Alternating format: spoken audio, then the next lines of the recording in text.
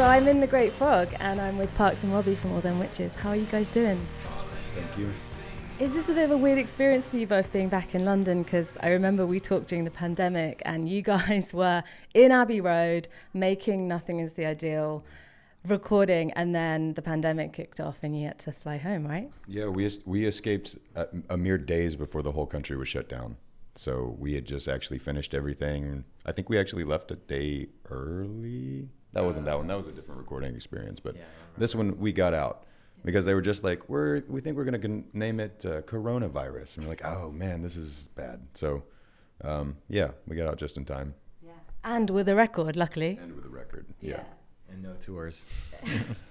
Yeah, which is also why things must be kind of crazy now being back. So you're finally able to tour this record that you put out in 2020 and playing it live. How has the tour been in the UK so far?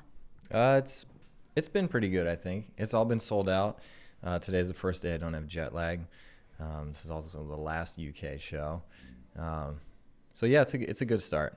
Yeah. It was a little rough for me energy-wise, but I think I'm going to harness some chi tonight maybe. So you did Nottingham, Glasgow, and where was the other one? Brighton, Leeds, and Brighton. So any particular moments or which is the best?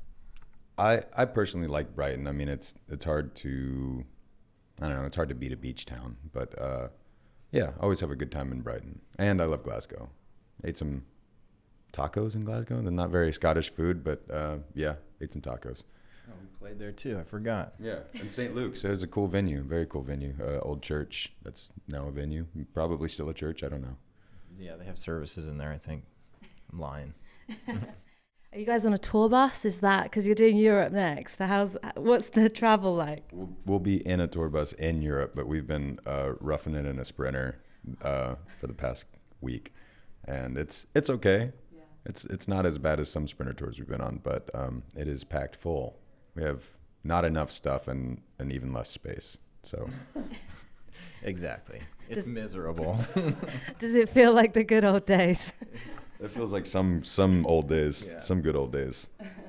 Yeah. Yeah, because I guess off the back of, when you did leave to go back to the States for the pandemic, Robby, you said that you guys were a bit burnt out. You'd done so much touring and then the pandemic happened. So was it in a way, obviously it was a very strange time for everyone, but was it in a way like a chance to reset and refresh a little?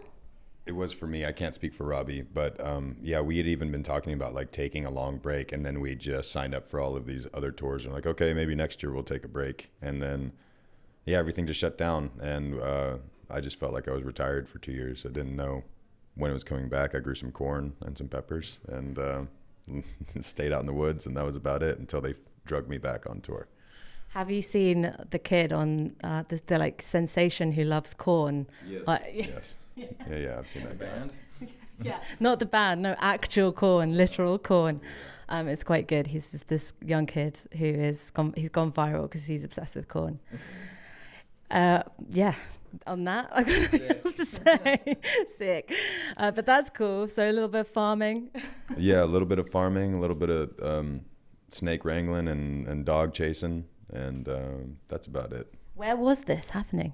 Out where I live in the Ouachita Mountains, and so there's a lot of animal life and things you have to deal with every day, like country ass things. I don't know if I can say ass, but country ass things you got to do. Yeah. So it's fine. The biggest snake that you had to wrangle was recently. It was as long as this table. Whoa. And about this big around. That's hectic. Yeah. Okay. It tasted good. It was delicious. So talk me through then, the pandemic happens, you guys kind of, go back to your various places, but then you put out Nothing Is the Ideal, and then the Baker's Dozen project, which we've had this year, which is just like a track a month or whatever. When did you guys make that, or was that stuff that you'd already recorded that you sort of wanted to put out there before the next album, I guess? That was, we just decided we needed to do something, so we got together at my place for like a week. So we jammed for a week, and almost everything that has been released from that was from that session. Tour Death and Tiger's Pit we just did recently. But most of that whole project was from a week that we did last summer. Well, that's always been the way with you guys, isn't it? You just get into a studio and everything happens very quickly. Yeah, very, very much so. It's been strange. This is the first time we've like sent tracks back and forth to each other to do it. So, yeah, but we've always just like had a bank of a bunch of random shit we didn't know what to do with, and then we just turn it into our songs. That sounds very unprofessional, but that's how it goes. So. And Tour Death, that's the new single. Tour Death song.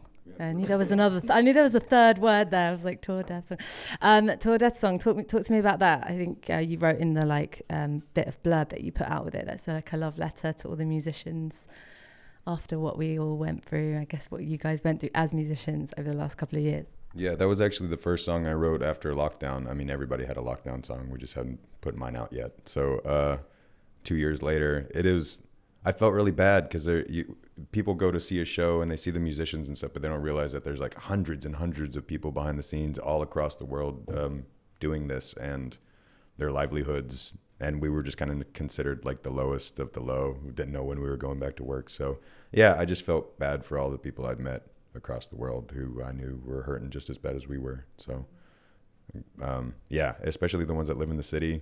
Because since I didn't feel so bad, but I can't imagine what it was like being stuck in London or anywhere else for that matter during lockdowns. Yeah. So, where were you, Rob? You were in LA, right? I was in the country, on Tennessee and LA, so I would drive or fly back and forth. But in LA, I'm up in the mountain, so it's less hectic, but it's still a little hectic. But that was a busy time for me. I stayed real busy during that bunch of fucking bullshit.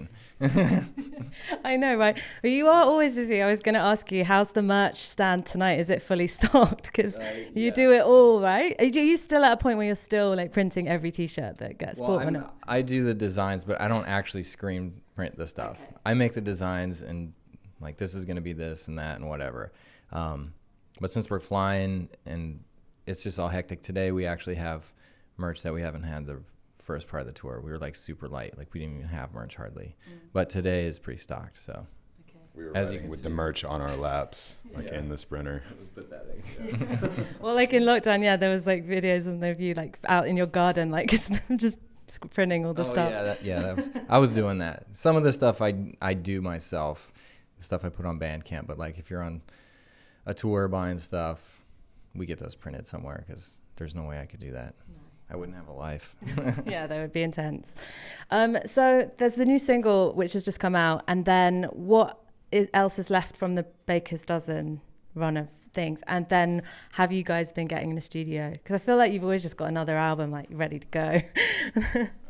We don't have an album ready to go, which is why we have to do things so fast, is because it's usually like we have a week to do it. So we'll like write it in a week and then come back a month later and something, record it in about a week. So as of right now, no songs for the new record that we need to do, and for the rest of the Baker's Dozen, we have a handful of things that just need to get worked on and tightened up. It's there. We just need to do vocals pretty much. Yeah. I'm slacking. It's all up to him. Obviously in London tonight you're playing Electric Ballroom. That's a venue that you haven't played yet. How's that feeling? You sound checked already today. Echoey. I'm sure most bands would say that room sounds echoey without any warm bodies in there. So all in all, it was good. It was a fairly lax sound check except for my bass amp exploding. But we got a new one, so hopefully that works out. That was about it. It was easy. Yeah, I like the people there. Nice people. Yeah. Previously you've done the Lexington and Scala and Koko. Right. Which was your favourite of those past London shows? The Roundhouse. Yeah, the Roundhouse was cool. Wait, when did you do the Roundhouse? Desert Fest? Yeah, it was a festival. Oh, yeah, that was cool. Yeah. That was my favorite time we played here. Yeah. That's just a legendary place. That was cool. I like Koko. Like, what a cool room. Just all red lacquer and crazy stuff. Cool. But yeah, Roundhouse was cool. And also just I think we did 2 shows at the Lexington that first tour. We had to book another one at the end of the tour. And I just remember they have good rabbit pie. Yeah. Yeah, I remember. I came to the Lexington one. I didn't do the Roundhouse one, but that venue, like you say, is nuts. I saw Prince there just before he died, like a year or 2 before he died. Do you feel like those things are tied together? Are you seeing Prince and him dying? No, Hopefully not. Some people are that neurotic, I think. It's, I saw Aaliyah and she crashed. You know. Yeah. No, I think there wasn't a long enough gap.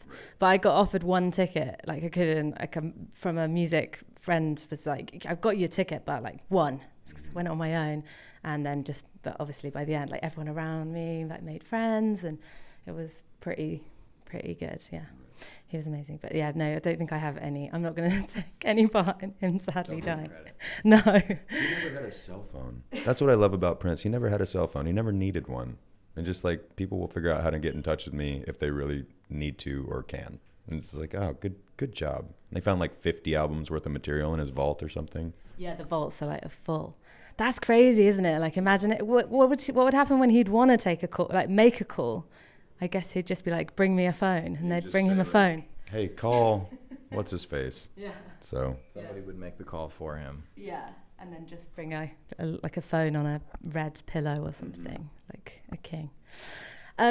So yeah, Electric Ballroom tonight and final show of this tour, and then you're over to Europe. Yep. What are the European fans like?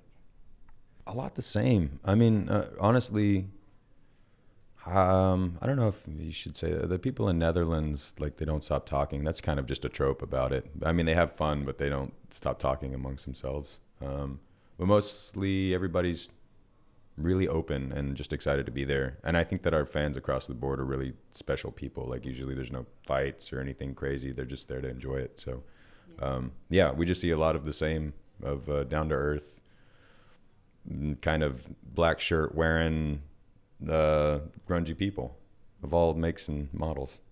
And Germans telling us that our band sucks. Yeah. What? Okay, expand. No, it's funny when we're there sometimes. It's kind of a joke. Like they'll just come up to you and they'll just tell you whatever they think, which I appreciate. I just think it's funny. People usually don't have balls like that. But they'll just be like, hey, man, yeah, your band sucks. Like, all right, that's cool. Having come to the show, or is this? Yeah. Probably wearing a band shirt too. This feels like such a trope to say, but yeah, they'll be like, hey, your first album's my favorite album, and I've been following you forever, and this performance was awful, and I liked you better last time. And they just say it without any sort of malice and just so deadpan. And that's just Germany for you. It's just what they do. Yeah. Also Glasgow, they do that in Glasgow. Yeah. Very blunt. Very blunt. Whereas in London, they'll be a bit more, I don't know. Yeah. Sugarcoat it. Sugarcoat. I think it's a nice thing that you've been able to put out tracks over this time as well, just to keep people, I don't know, it's like a little present every month or whatever that you've put out a new track. Has that been quite a nice way of doing things for you guys? Yeah, it's cool. It's a lot of work though. I think going into it, we thought that we were going to have less work. Like it would just be, one a month. Like, okay, well, every month it's like, oh shit, you got to make a music video by next week. It's like, oh, damn. And make an album cover and figure all this out and get it mixed and get it mastered and send it to everyone, and everyone approves the mix. And it's a lot of work, but it's cool. I'm enjoying it. Yeah. Yeah. I guess it's that moment where everyone's like, right, Robby, get to work. Everyone is like, get to work. Ben's got to mix it. Parks has to record his vocals, because that's the only thing we didn't do when we recorded most of that stuff were vocals. So. And that's like my nightmare, because I don't like being in the studio anyway. So now I have to do it once a month from my house and like figure it out and send it in. I'm not very tech savvy. So it's like, am I sending this to you right? And he's like, yeah, it's fine. But then you just don't know if anybody likes it for like a week, because nobody tells you. Yeah. So it's great, dude. Yeah. You're killing it. Good. How come you don't like the studio? Is that you just prefer doing the live thing? Yeah, I think that the live thing has just been such a big part of my life thus far. I usually just can't, you get burned out after like take 2, but you end up doing 10 takes, and then you just use the first one anyways. So it's just like, always. It's just doing it live anyways. So it's kind of like beating a dead horse for me, but I know you have to explore all of those options to make a good record. So you just tough it out, but I don't know. And then get back on the road. Road. Alan was not on the road with you guys and in the band for a bit, but he's back. Is this what? How's that? You're back as a 4, the OGs. Yeah, it's great. We had been talking about it for a little while, and I've known Alan since I was 18. He took a little break. We wanted to try 3-piece out. So we did. We tried one of our friends out. It just wasn't the same. So we just did the last record. It's 3-piece, and after that, we were like, oh, should we bring in keys? Yeah, that would be cool. And I just asked Alan, so I was like, would you ever want to do this? He's like, absolutely. I was like, all right. So we just like made a few phone calls to each other. Is it, you cool with this? You cool with this? Yeah, let's do it. So he's back. He's stoked. We're stoked. It's way more fun than it was before. Yeah. What's next, guys? What's next for All Them Witches after this tour? Oh, God, I don't know. We got to figure out how to record this next record and sort that time out. So that's what's next. We need to come up with a plan. Yeah. I'm going to disappear. I'm going to disappear for a little while. Yep. Well, I think you guys have earned it at this point, to be fair.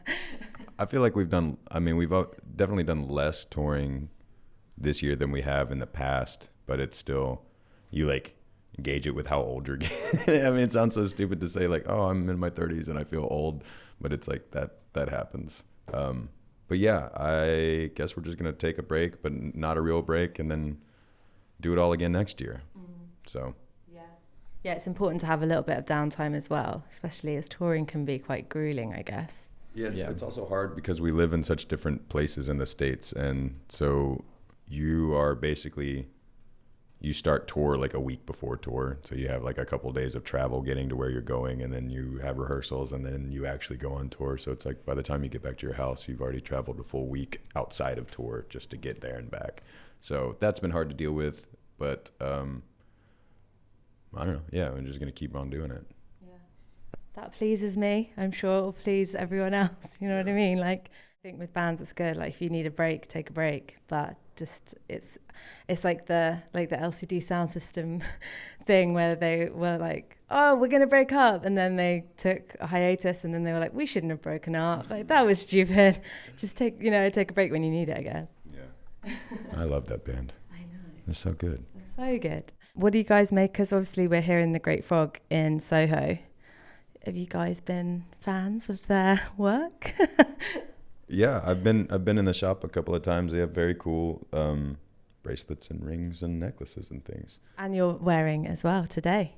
Great Frog t-shirt. Yeah, I'm wearing one of the old shirts. I don't know if they still make this one, but it's been on a lot of tours, and it smells really bad right now because this has been my show shirt for like the past 3 shows. Yeah. So it's a little damp and a little smelly, but I figured I needed to wear it to come here. Yeah. So. Yeah. Well, thanks, guys. Robby and Parks from All Them Witches, thanks for chatting. Thanks very much, Georgie. Thank you very much.